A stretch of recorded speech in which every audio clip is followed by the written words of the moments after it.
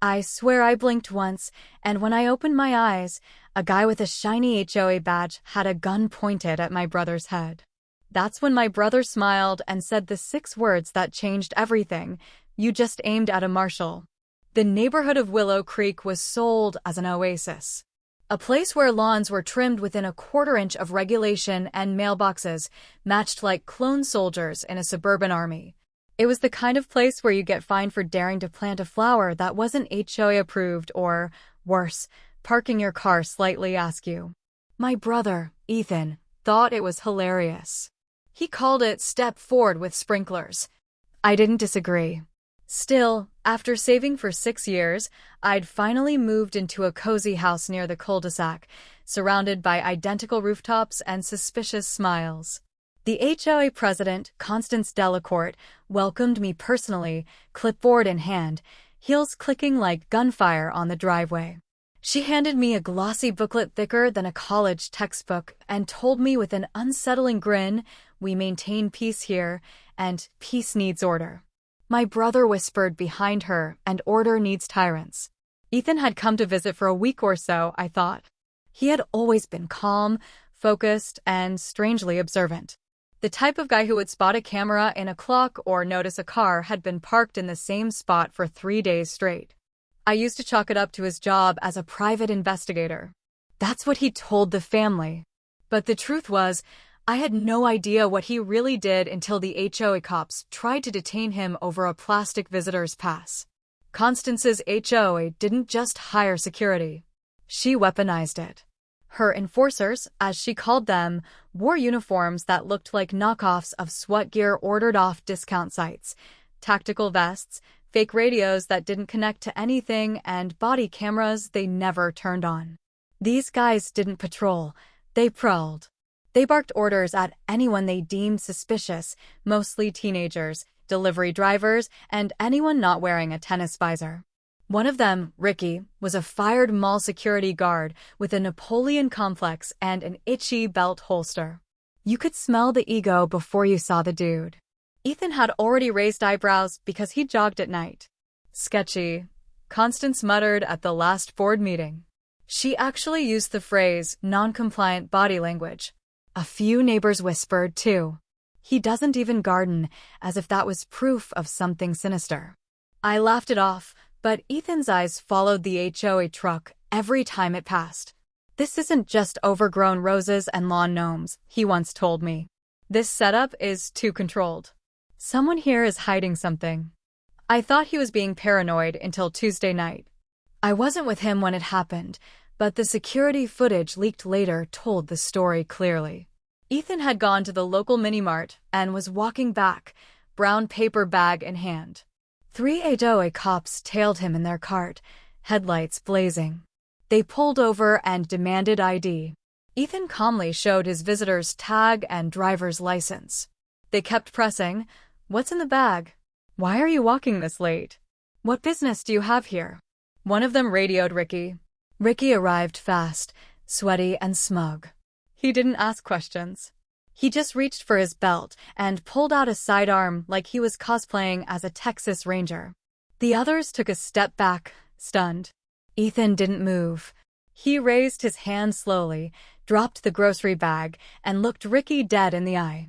"You really don't want to do this," he said. Ricky sneered. "Are you threatening me?" "No," Ethan said. "But I'm giving you one chance to lower that weapon before your week gets a lot worse." That's when the first cruiser arrived. Not HOA.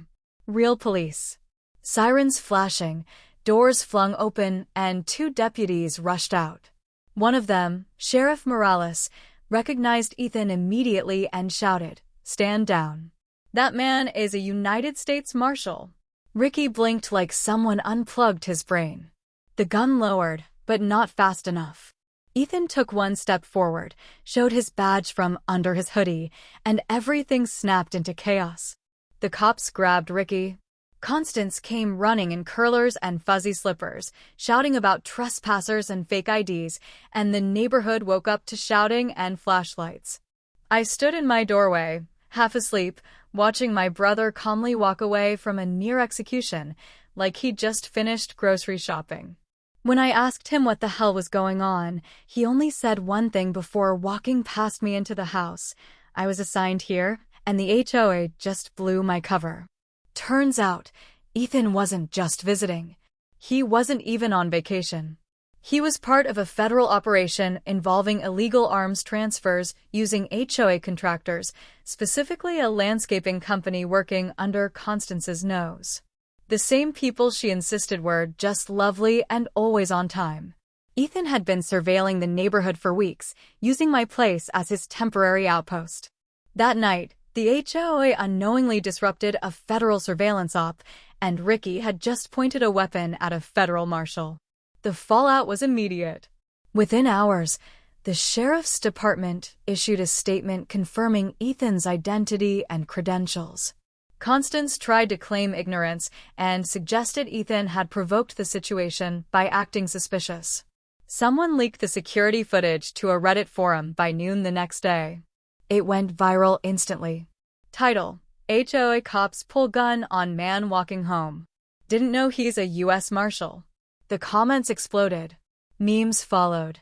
Ricky was photoshopped into everything from video games to old westerns, with the caption, "Draw, Marshal." Constance tried to do damage control at the emergency HOA meeting, but it was already too late. Ethan became a symbol, not just of justice, but of what happens when power-hungry civilians forget the law doesn't stop at the gates of their fantasy land. That was the night everything changed in Willow Creek. And that was only the beginning. The morning after the incident was like the calm before a different kind of storm. The news hadn't just traveled fast. It had spread like wildfire. HA group chats were blowing up.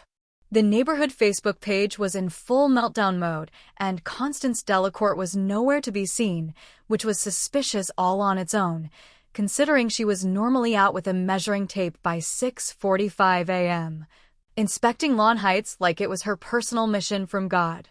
Meanwhile, Ethan sat at my kitchen table, sipping black coffee and casually flipping through his phone as if he hadn't just had a gun pulled on him by an HOA vigilante the night before.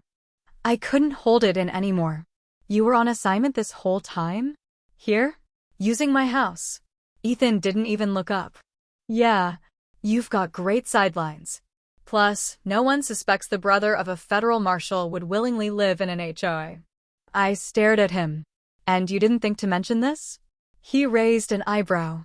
It's classified. You know the drill. Besides, you always said Constance was shady. I figured you wouldn't mind. Technically, he wasn't wrong. Constance had long been a menace with a clipboard. But finding out that she'd accidentally obstructed a federal investigation and that my brother had been the one quietly gathering intel from my living room was more than just a plot twist.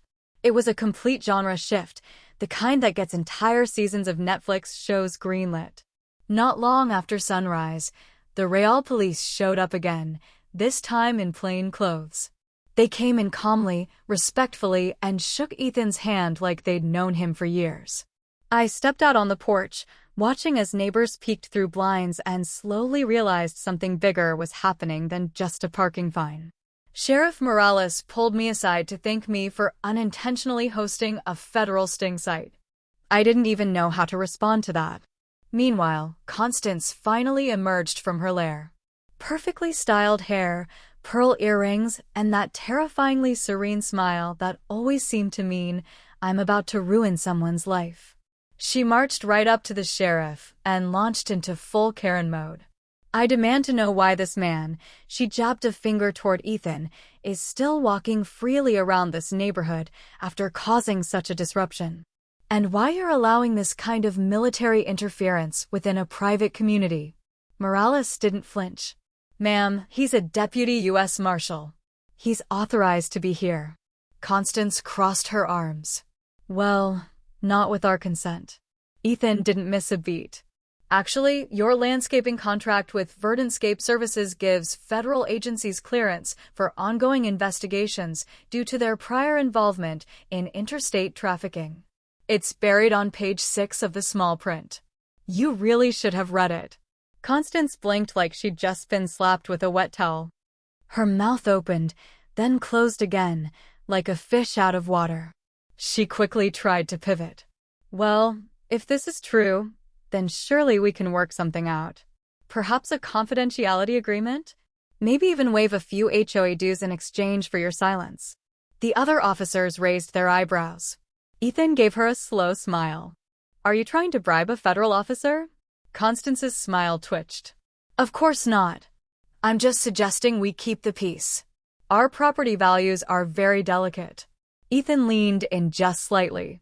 Lady, you pointed a loaded weapon at a federal agent last night, and now you're worried about your estimate? That was when Constance finally began to unravel. She started claiming the entire thing was a setup, that she suspected Ethan of being a fraud, and that her team had acted out of concern for community safety. Unfortunately for her, her team had all either gone into hiding or were already on TikTok apologizing and blaming Constance for everything. Ricky had posted a live stream that morning titled My Side of the Story, exposing the deep state HOA. It did not help her case. By noon, the story had made local news. By evening, it had hit national outlets. One anchor referred to the HOA as mall cops on steroids. Another segment reenacted the encounter with a dramatic narrator and stock footage of suburban chaos. Ethan had to give a statement to his department, but the real bombshell came when they confirmed that the Verdantscape landscaper wasn't just some innocent hedge trimmer. He had ties to a known gun-running operation, a low-level runner, but enough to justify the entire undercover operation. And Ethan had been tracking him for weeks.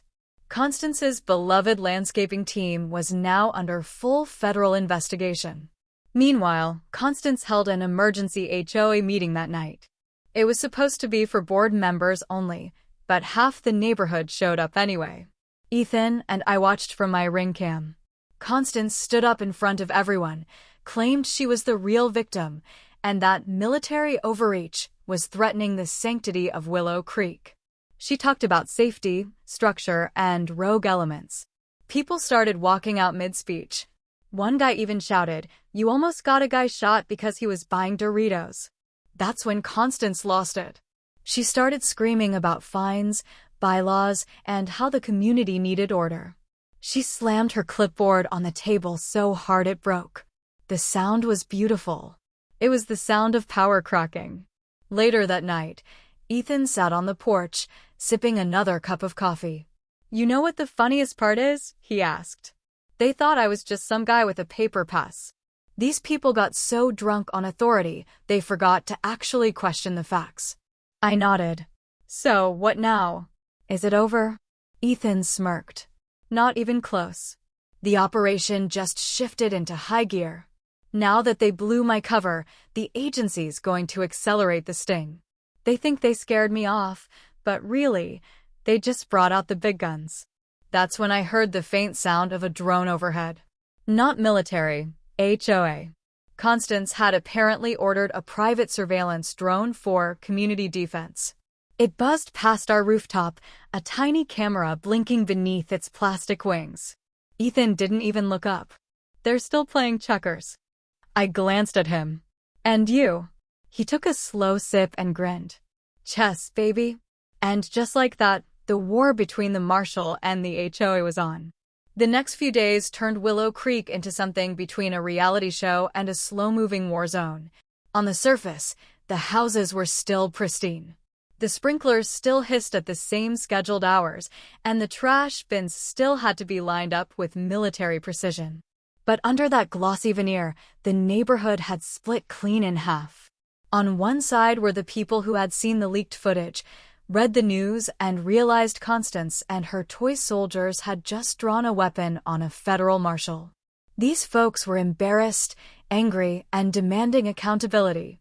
On the other side were Constance's loyalists, those who either refused to believe the news or insisted that Ethan must have somehow tricked everyone, perhaps as part of some deep-state agenda to bring government control into their gated paradise. Things started escalating fast. Constance, clearly furious that her narrative was slipping through her fingers, began enforcing HOA regulations like a general in the final days of a losing battle. Warning letters were issued en masse. Someone got fined for using the wrong shade of mulch. Another neighbor received a citation for flying a patriotic flag that was half an inch too wide.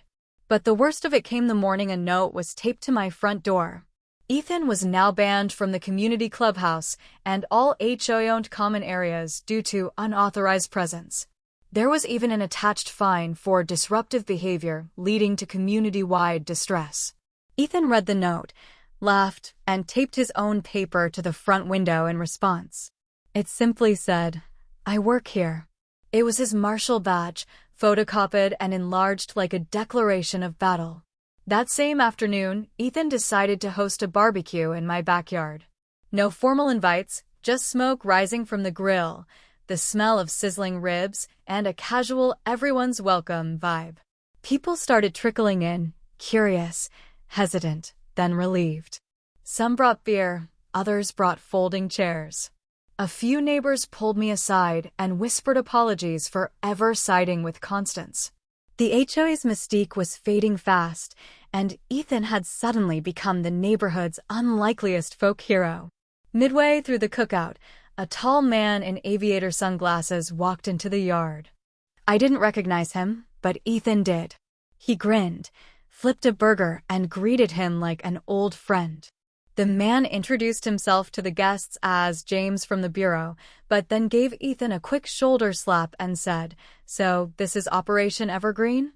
Not bad for a suburban battlefield." Everyone went silent. One neighbor dropped a plastic fork. Ethan gave a half smile and shrugged. "Yeah, well, we're still gathering intel. Don't worry, unless someone's stashing grenade launchers in their birdbath."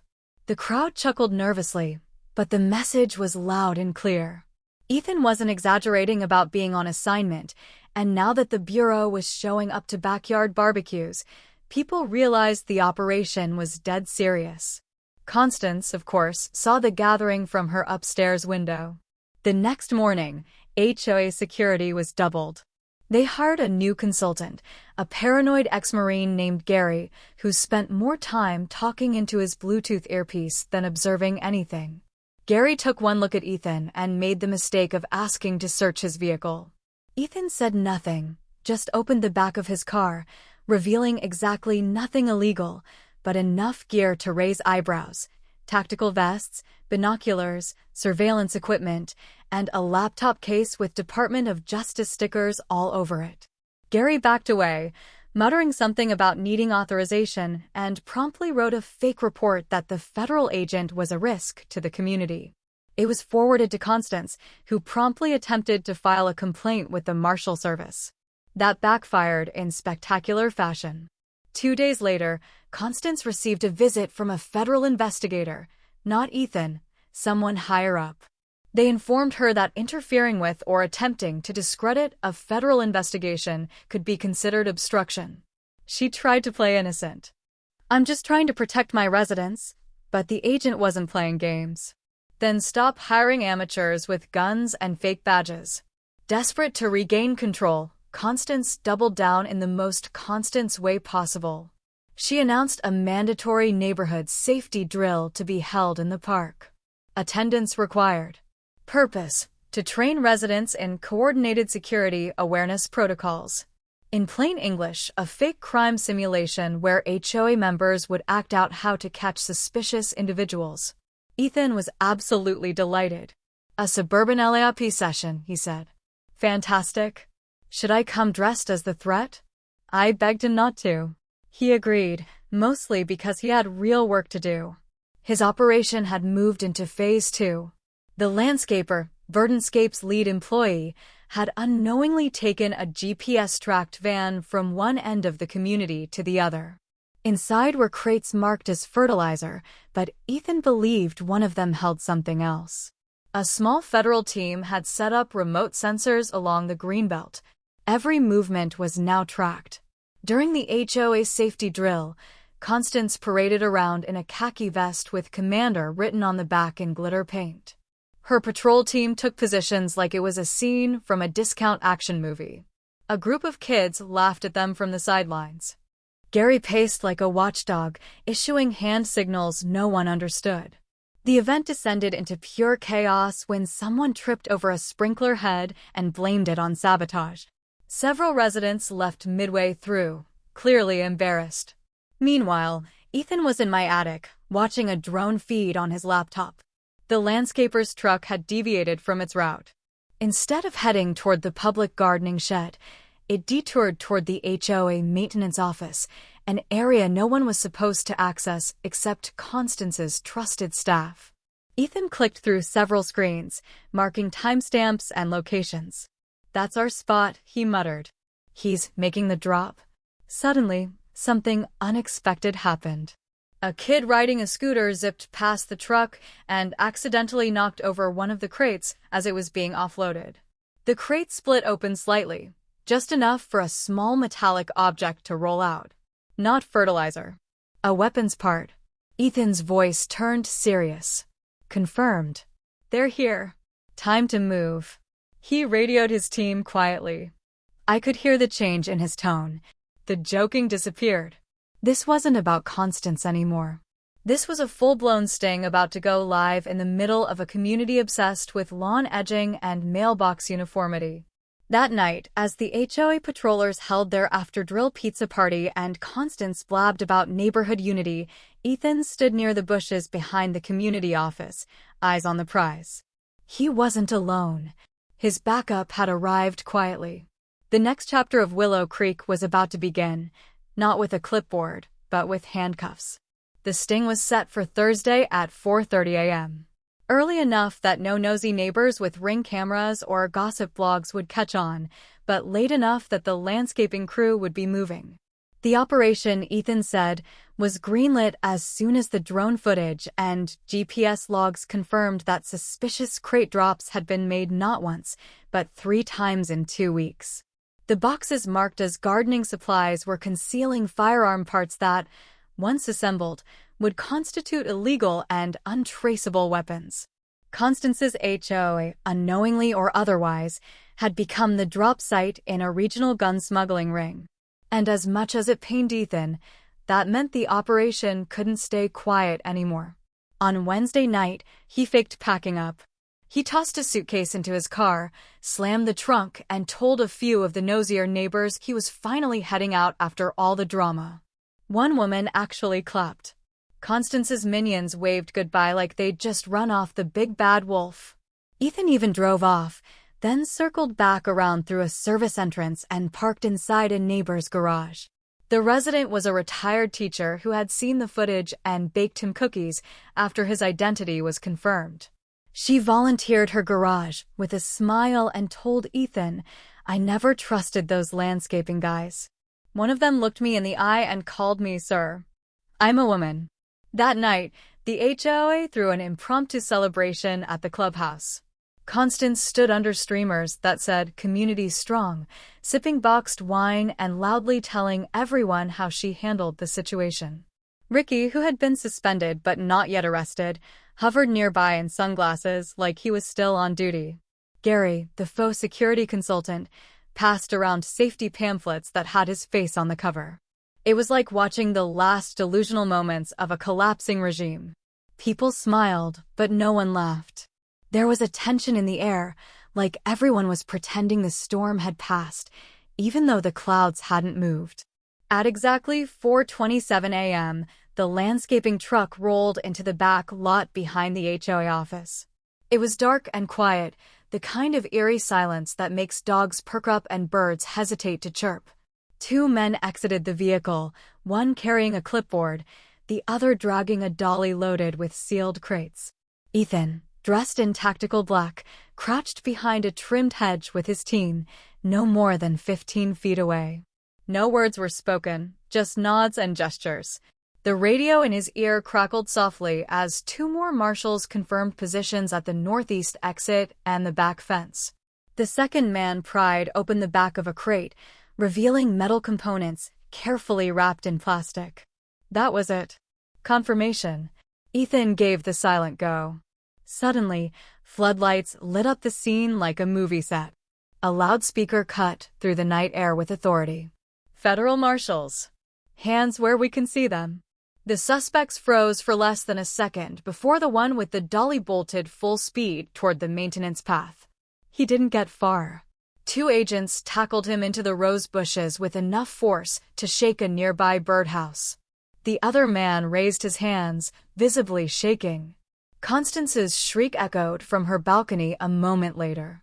She had apparently heard the commotion and thrown open her French doors to investigate, wearing a silk robe and screaming into the void. "What is going on? You can't do this. This is a private community." Her voice cracked as she repeated the word private 3 more times, like it was some kind of magical shield. Ethan didn't even look up. He walked directly toward the crates and began opening them. One by one, the contents were confirmed and cataloged: rifle parts, suppressor components, and one wrapped pouch marked with the name of a known trafficking ring already under investigation in 3 states. The HOA had officially crossed into federal crime scene territory. The entire subdivision began to stir. Porch lights flicked on. People came outside in robes and pajamas, some clutching coffee mugs, others holding phones already filming. Within minutes, local news trucks had arrived. Apparently, one of the marshal's vans had been spotted earlier by a reporter who'd been camping outside Constance's house for weeks, waiting for another outburst. She'd gotten far more than she bargained for. Constance rushed down from her porch, her robe flapping behind her like a cape, and made a beeline toward Ethan, who was calmly loading confiscated materials into a van. She screamed, demanded answers, accused him of staging the entire thing to discredit her leadership. "You think you're some kind of hero? This is a setup. Those crates are fake. I want your badge number. I'll call the governor." Ethan didn't flinch. "Good. I'm sure he'll be interested in hearing how HOA funds were used to pay a landscaping contractor tied to interstate arms trafficking." Then, as if on cue, another agent handed Constance a document. She read it, paled, and then dropped it to the ground. It was a notice of federal seizure of HOA records and contractor communications, signed by a judge. She wasn't being arrested yet, but her day was coming fast. Just when it seemed the morning couldn't get any wilder, Ricky stepped out from behind a tree in full HOA patrol uniform, despite his suspension, and tried to stop one of the federal agents from loading evidence. He actually reached for the man's arm. That was the final mistake. 2 marshals took him down instantly, cuffed him on the sidewalk, and read him his rights while he sobbed into the grass. A woman on the HOA board screamed, "I knew it," and quit on the spot. Another neighbor, filming the whole thing, muttered, "This is better than Netflix." By 6 a.m., the sting was complete. 2 arrests made, 5 crates seized. Several digital records from HOA emails copied and secured. And Constance? She was standing in the middle of the road with her hands clenched into fists, surrounded by neighbors who now looked at her like she had personally betrayed them, which, to be fair, she kind of had. The story hit national news by 9 a.m. The headline read, "HOA busted in federal weapons sting. Gun drawn on U.S. Marshal was just the beginning." Comment sections exploded. Memes of Constance in a silk robe shouting at Ethan flooded social media. One even had the caption, "When your HOA gets a RICO charge." As the sun climbed higher, Ethan leaned against the back of the Marshal van and sighed. "Well," he said, wiping his hands, "that escalated nicely." I nodded, stunned. "Is it over?" Ethan shook his head. "Not yet. This was just the cleanup. The fallout is next." And that's when he handed me a folded piece of paper.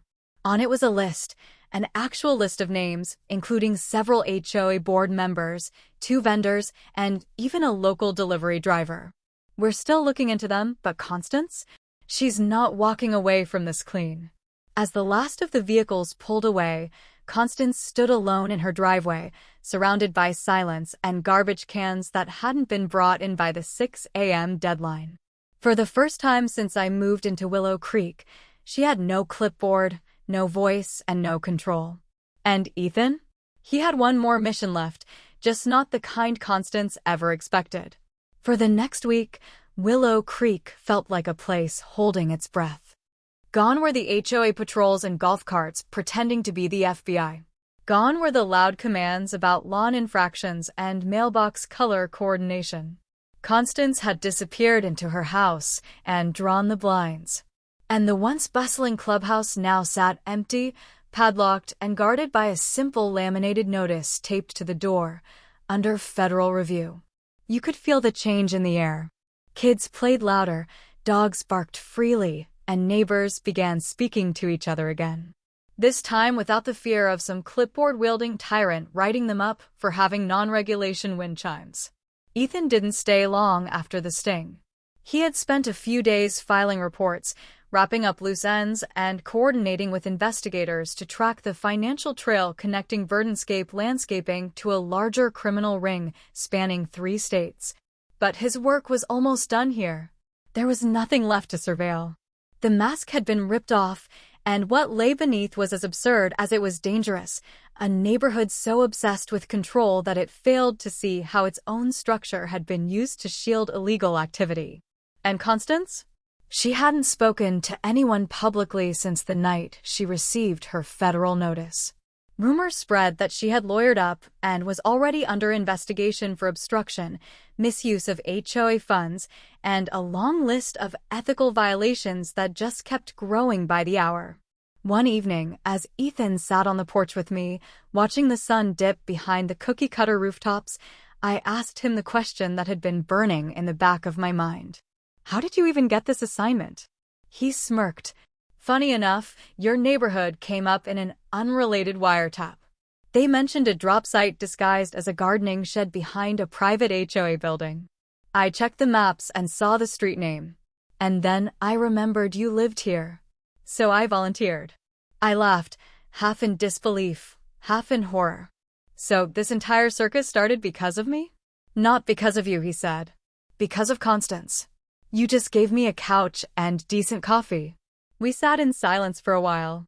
Just as I thought Ethan might finally take a breath and enjoy the quiet, he stood up and walked to his car.